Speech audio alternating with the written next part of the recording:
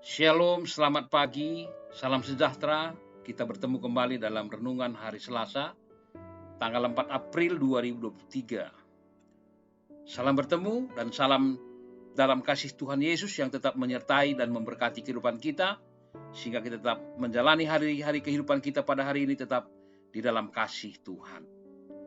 Sebelum kita memulai renungan kita, mari kita berdoa. Ya Tuhan Allah Bapa di surga, terima kasih Tuhan buat pertolongan dan kasih-Mu. Kami boleh menikmati hari-hari hidup kami, dan biarlah penyertaan Tuhan kami hidup dalam kasih-Mu, hingga kami beroleh kemurahan Allah untuk menghadapi segala perjuangan yang akan dihadapi pada hari ini. Sertai dan pimpin kami, karena kami datang dalam nama Tuhan kami, Yesus Kristus. Amin. Firman Tuhan, Mazmur 126 ayat 4. Pulihkanlah keadaan kami ya Tuhan, seperti memulihkan batang air kering di tanah Negeb.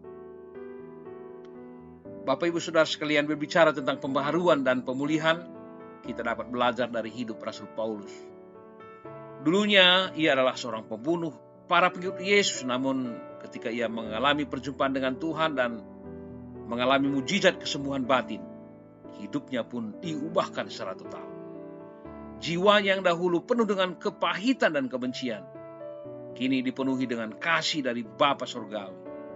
Sehingga sampai akhir hidupnya ia setia memberikan dirinya, pengetahuannya, pengalamannya bagi pekerjaan kerajaan Allah. Ia menjadi pemberita Injil, membawa banyak jiwa pada Tuhan, dan mengadakan mujizat di mana-mana. Dalam Mazmur 126 ini mengisahkan bangsa Israel yang baru saja kembali dari pembuangan Babil. Mereka harus membangun kembali tanah mereka. Ada pengharapan dalam permohonan mereka kepada Tuhan. Memulihkan batang air kering di tanah Negeb. Negeb artinya kering. Mereka yakin sesulit apapun kondisi mereka, setelah pulang dari pembuangan, Tuhan akan memulihkannya. Sehingga mereka akan terus dapat bersukacita karena Tuhan melakukan perkara besar bagi umatnya.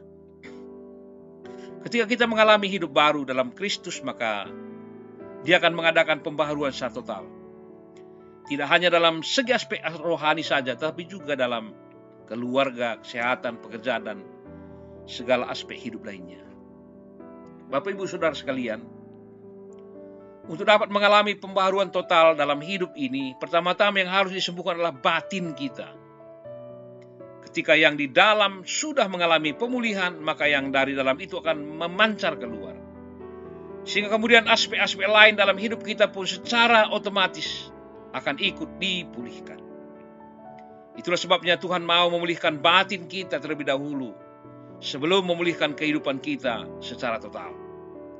Mari kita tetap percaya dengan sungguh-sungguh, dan bukalah hati lebar-lebar agar hidup kita benar-benar diubahkan oleh Allah.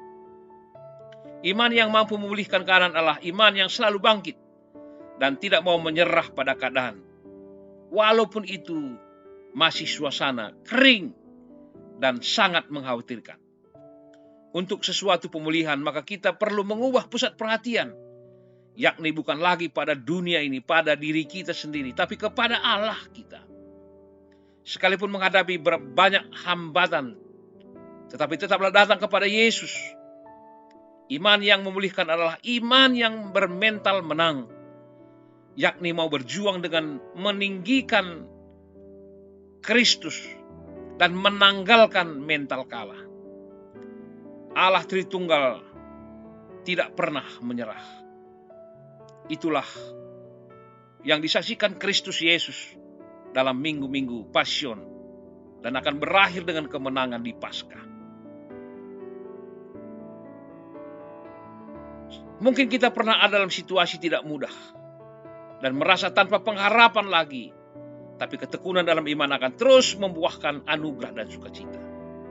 Maka saudaraku, pastikanlah bahwa iman yang kita miliki hari ini adalah iman yang mampu memulihkan setiap keadaan kita kepada perjuangan yang memberi pengharapan hidup untuk menang. Hiduplah dalam Kristus Yesus, hiduplah dalam kemuliaannya, maka kita pun menikmati anugerah, sehingga kita menikmati kehidupan ini dengan penuh sukacita. Amin. nyanyian rohani kita, ku berbahagia. Kasih Kristus tetap menolong, memberkati, dan memulihkan keadaan kita, sehingga kita mampu terus bersyukur dan memuji kemuliaan Allah di tengah-tengah kehidupan kita pada hari ini. Mujah-jua, salam sehat, Tuhan Yesus memberkati.